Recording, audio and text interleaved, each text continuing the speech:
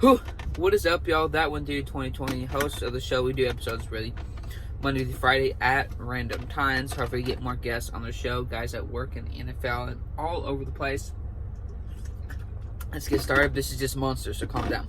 Alright. The NFL came out with their top 100 list. We're going to go through the first 15 every single day, so we're not doing it all at once. Number 100, let's get started, is going to be Lavonte David. A phenomenal key to this defensive core. He's a young player. The biggest struggle really wasn't him, it was the passing attack. Their corners, safeties necessarily couldn't really do the job last year. They traded Vernon Hargreaves to stop being this Vernon Hargreaves, probably pronounced it wrong, top 10 pick in the 2016 NFL draft for the Tampa Bay Buccaneers.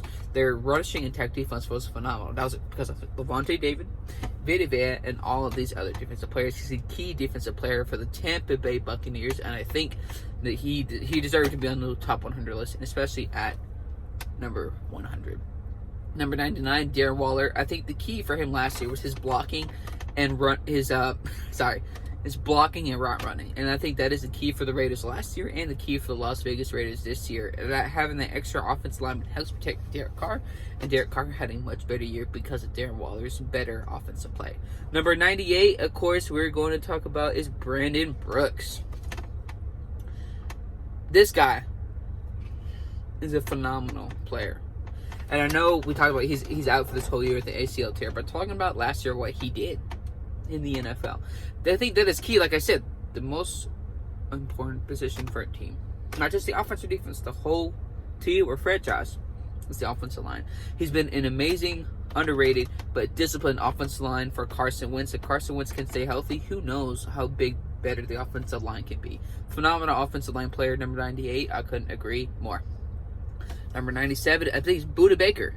Yeah, Budda. I probably pronounced that wrong. I feel like I said something else. Budda Baker is like the guy like Chandler Jones who gets overlooked but gets the job done. Phenomenal defensive player. Of course, they got some guys on the other side. I think Isaiah White or Isaiah Simmons on the defensive side of the ball. You got Patrick Peterson, Budda Baker, and I still believe you have Jordan Hicks. I'm not sure if he's still on the team, but that's just a one-year deal after the Eagles Super Bowl win. But phenomenal, young, improving defense. I'm excited to see what they can do in 2020. Number 97 on this list, I 100% agree with. Number 96, Chris Carson. He fumbled 6 to 7 times last year. It just wasn't consistent enough. That's why Seattle signed Carlos Hyde. Not saying he's a bad player, but fumbling 6 to 7 times last year is probably going to cost him a starting job this year. Number 95 is Frank Clark. Oh boy, phenomenal player. I think he's one of those players, like you see talk about Honey Badgers, when they get good in moments when it matters. Phenomenal player. Key player in the playoffs, because you think about it. In that division, the game against Tennessee. Houston, the divisional round this year. It was past season, down early, 20 plus points. Defense is struggling, but when the defense came back and rallied together and had communication, better defensive scheme, and better defensive play, you saw what the defense did. Frank Clark is one of those leaders of that defense. Take away Frank Clark, defense does still play really well, but it's important to have those duo and trio plays together so the whole defense and the whole team plays better. Number 95 for Frank Clark, couldn't agree more. Number 94, Jason Kelce. I think this is, like I said, just the offensive line with number 98 with Brandon Brooks. The offensive line is extremely important. I know they brought back Jason Peters on a one-year deal. Don't think that's going to be a huge factor, but we've already talked about that on the show. Jason Kelce, a phenomenal center. You don't talk about centers a lot in the NFL. You talk about left tackles, right guards. You talked about Joe Thomas or Valentino. All these are probably pronounced that wrong. But other offensive players, offensive line players, he's one of the most underrated offensive line players, or doesn't get talked about enough, I should say. Maybe not underrated, but does not get talked about enough. Jason Kelce is a phenomenal center, and I believe Carson Wentz can stay healthy. Who knows how the offensive line can play and how the better offensive production can play. This one, Allen Robinson, 93, I agree with. I know I said disagree on the podcast, and I looked up the stats, and I was wrong. He had a career year, 98 receptions, and almost 1,200 yards receiving. The best year he's had in the NFL since 2015. I mean, Blake Bortles had that career year. And we know what happened with Blake Bortles, and we'll do a video on that next week.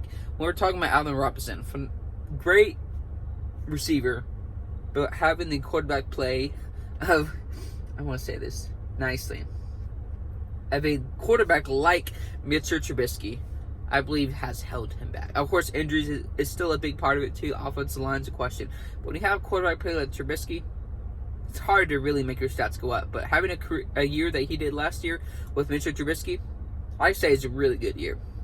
Number 92, we're going to Detroit Lions. Darius Slay, now with the Philadelphia Eagles. Again, we know Detroit has struggled developing their defensive players. They've had some good defensive players. You will see defensive players that fly under the radar, get the job done. But because they're on a bad team, people tend to think that they're not good, which that doesn't always work. Phenomenal corner, great passing attack, and look forward to see developing even better than he already is with the Philadelphia Eagles. Grady Jarrett, number 91, he had a good year. When I say career year, I don't mean he had these J.J. Watt type of crazy numbers.